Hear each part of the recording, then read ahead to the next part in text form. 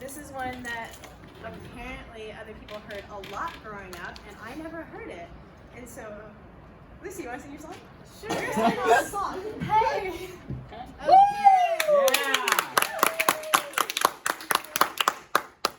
Yeah. Zacchaeus was a wee little man was he.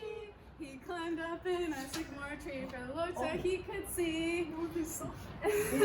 Okay, yeah, we heard this. This is so long ago. Wait. Get up there. I know.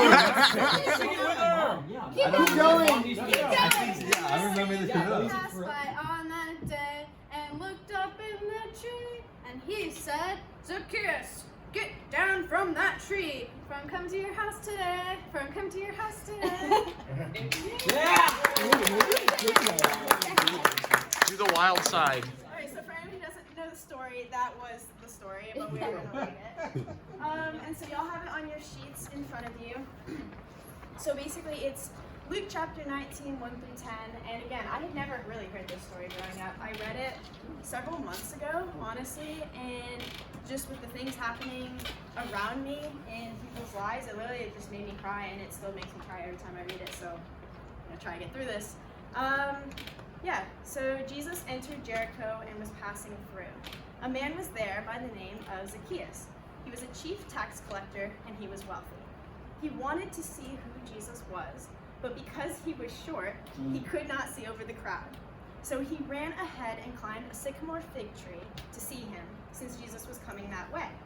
When Jesus reached the spot, he looked up and said to him, Zacchaeus, come down immediately. I must stay at your house today. So he came down at once and welcomed him gladly. All the people saw this and began to mutter, he is gone to be the guest of a sinner.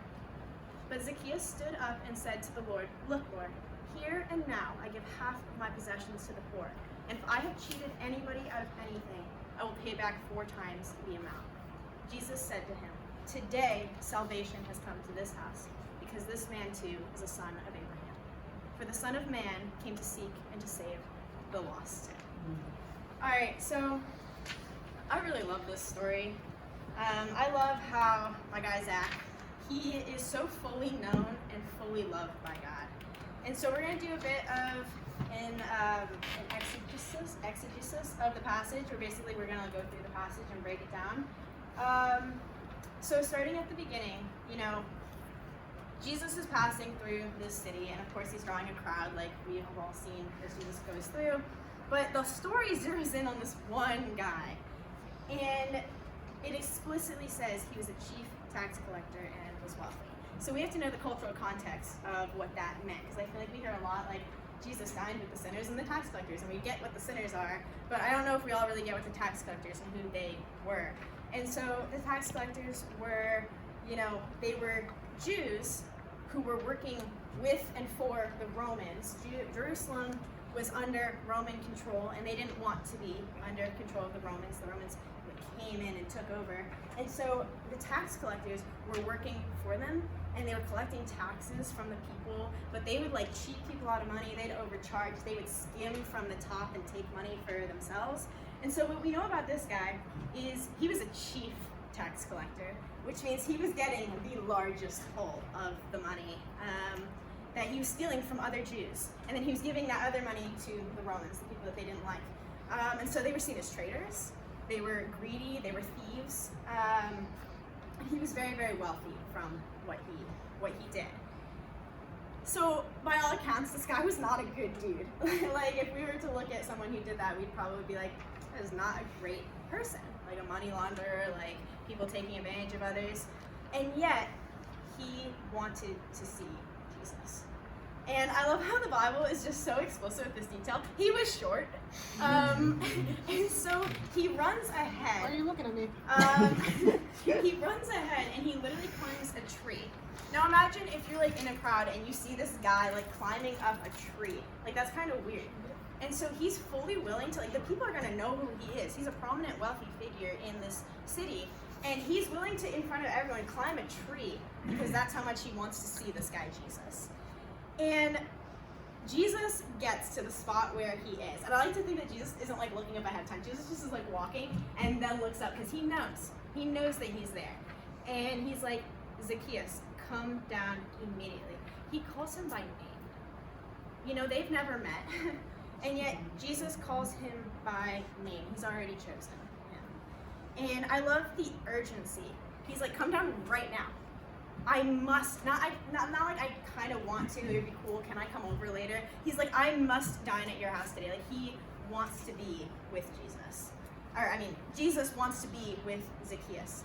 And so, my guy Zach, for his part of it, comes down at once and welcomes him gladly. Another translation of the Bible says, he welcomes him enthusiastically.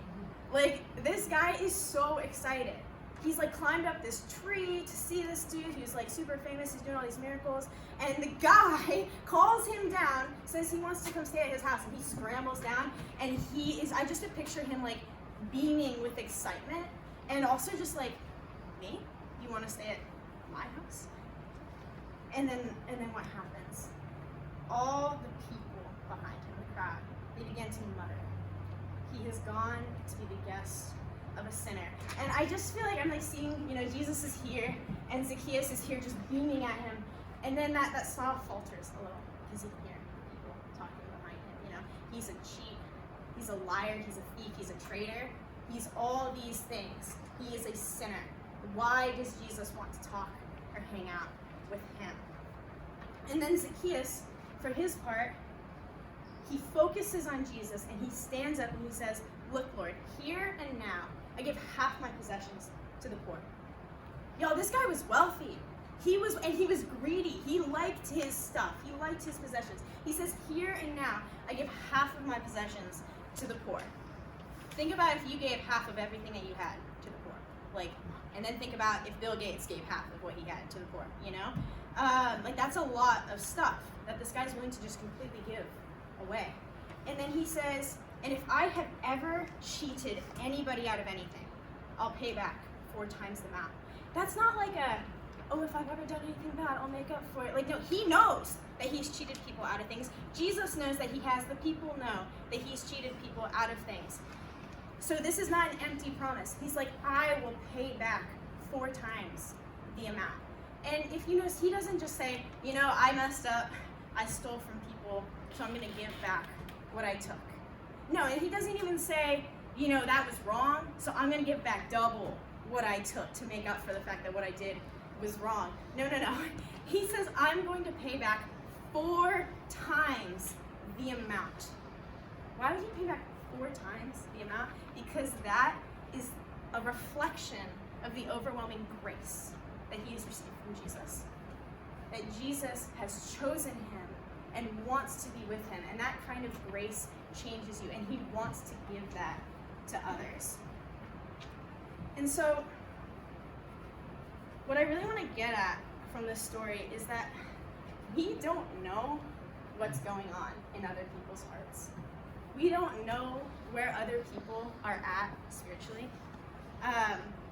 Maybe they just need one person to invite them to church or Bible study or to meet Jesus.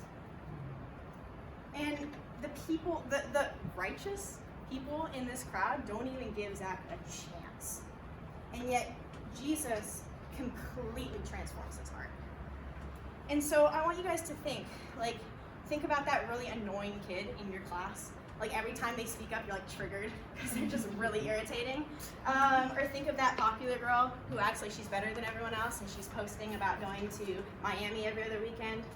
Or think about that guy on the lacrosse team who's failing half of his classes and he thinks that's cool for some reason and he's on drugs all the time. What I want to get at is that you have no idea what God might be doing in that person's heart. And I just think it's absolutely wild how quick we are to judge. Like, who are we to decide who's welcome in God's kingdom as if we're any more worthy? And so the thing is, it's not about what we think of a person, it's what God thinks of that person. Because we look at what a person does.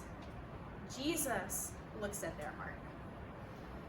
The people looked at Zacchaeus and they saw a greedy traitor. Jesus saw a heart that was about to be transformed by grace. Can you imagine if we looked at the people around us as a heart that was about to be transformed by grace? And how that might change the way we think of people and the way we treat people. I have a teammate, a former teammate now, who deeply reminds me of Zacchaeus. She's someone who, she can be a lot. She has a lot of energy to her. And she's a very controversial figure on our team. To give a depiction, she's like, if you're in high school, you might think of her as like a popular girl who's like loud and funny and people like her and everything. But she actually is a very controversial figure on the team because she puts off a lot of energy. Sometimes it's like really positive and she's the one getting everybody up dancing and stuff. But sometimes, if like the team's not playing well or if she's making mistakes, sometimes it's kind of negative energy and that other people feel it and everything. And so, she's someone who, when you talk to someone one-on-one, they're a certain way, but then when you put them in a group of people, everybody acts a little bit different. Like for me, if I'm in a one-on-one conversation, I'm very lively and talkative. And then you put me in a group setting, and I become very, very quiet. Well, she's someone who, in a one-on-one conversation, she's very talkative, but she's also very personal. But you put her in a group setting, and she's very loud, and she's very talkative, but it's much less personal. And so when people see her, they oftentimes just see how she is in that group setting. They don't really know her. I have been absolutely blessed with the opportunity to really get to know this girl and share with you a little bit about what I know of her. She's someone who she so passionately and deeply loves the people that she cares about, and she's such a committed friend, and she will sacrifice at her own expense to help someone that she cares about, even if no one else sees that she did that. And so I think personally really, really highly of her as a person, but the thing is my teammates don't see that. And so I just think so clearly of this time where I was getting ice cream with like 4 of my teammates, all of whom come to Bible study. And something about her at practice came up and they were, it's not that they were talking bad about her, these are some of my closest friends. But more like they were lamenting their frustrations, kind of a thing, like then that happened and then she said this and then my one teammate took what she said totally incorrectly. Why? Because she doesn't know her. But I know her and I'm like trying to explain that she didn't mean it that way, and they're just very frustrated with her and I'm having to sit there and like listen, but I also can't sit there and listen to hear people say things, not good things about someone I love, and so I'm like defending her. And sometimes I just so clearly see her in this passage and in Zacchaeus because I'm talking with her one-on-one and I'm seeing her heart and I'm seeing the amazing ways God is working in her and transforming her life. Like he is transforming her life right now, and she is so excited.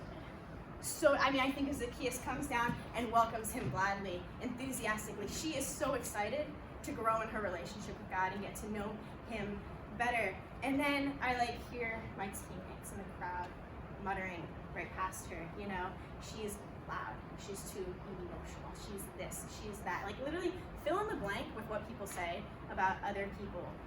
They're annoying, that person is difficult, that person's dumb, that person is a sinner. That's what the people said about Zacchaeus. They said he's gone to be the guest of a sinner. And so in the case of my teammate, it really hurts me because she has such a beautiful heart and they don't see it. They don't see it because they haven't looked for it. And I think about how much more does that hurt God? He created this girl, she is his beautiful creation, to be his beloved child. And these people won't even give her a chance, just like the crowd didn't even give Zacchaeus a chance. And so really my question for you guys is, who is the Zacchaeus in your life? Take a look at how God might be working in their heart and how he might want to use you to reach them. Jesus, the end of this passage, Jesus came to seek and to save the lost. He came to seek them out, to find them, the people who are lost and hurting. And we are God's hands and feet. We are called to seek these people out and find out whose heart God is working in. And then we're called to offer ourselves to be used by God to reach them. You might be the only Christian that person knows. And you might be the person that God brought into their life to be that person who invites them to church. or to Bible study, and they might just need one person to ask them. All Zacchaeus needed was for Jesus to ask to dine at his house that day. And nobody in the crowd was going to ask Zacchaeus to come to a Bible study, but Jesus wanted him, and we're called to be like Christ. And so when we think that a person is too far gone, we are severely underestimating God's power. Zacchaeus, by all definitions, would have been seen as too far gone. And when we project onto someone that, oh, that person would never be interested in Jesus or coming to church, we're trusting in our own judgment instead of trusting God and being open to the plan that he has. And so Jesus' love has the power to completely transform a person. Like, he has completely transformed my life. He took someone who put their identity and self-worth in a game and was too shy or scared to even talk to people, and he brought them onto the stage to talk to you guys. Like, Jesus can completely transform a person. He's transformed me, he's transforming you guys right now, and we see him transform Zacchaeus, a tax collector, a sinner, a bad person, and he can transform those people in your lives, but we have to be willing to see that and to do the work God has for us. Let's pray.